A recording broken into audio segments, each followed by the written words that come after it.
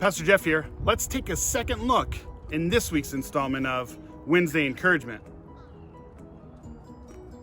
The year was 2015, and this dress took over the internet.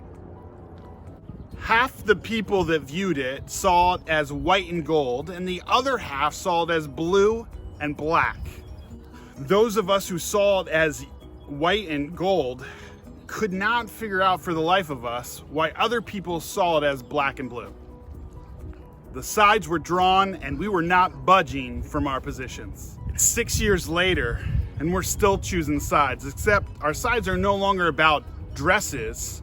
They're about positions that we hold so strong that we break relationships with other people over. Which brings me back to a passage we looked at 6 months ago, and I want us to take a second look at Matthew chapter 5. In Matthew chapter 5, starting in verse 43 and reading to 47, it says, "You have heard that it was said, 'Love your neighbor and hate your enemy.'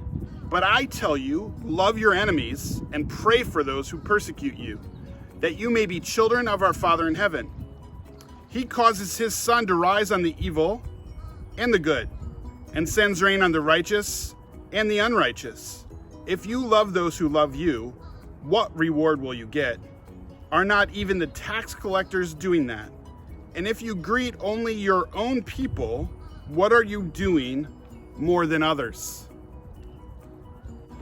The last time we read this passage, I said it's one of the hard sayings of Jesus. There are some things that he said that are so difficult as a human to follow, and this is one of them.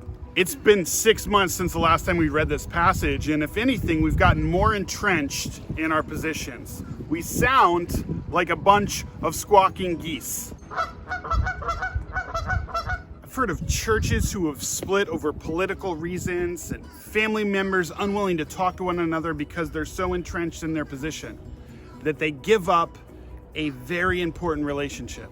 And as I reread this passage, I'm struck by the fact that we have a choice to choose who our enemy is.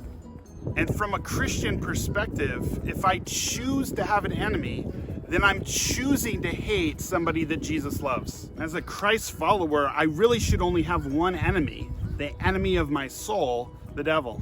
This is super difficult, and that's why we need God's help to make this happen. It really comes down to perspective. If I'm unwilling to put myself in somebody else's shoes and see it from their perspective, I will more than likely choose not to like them.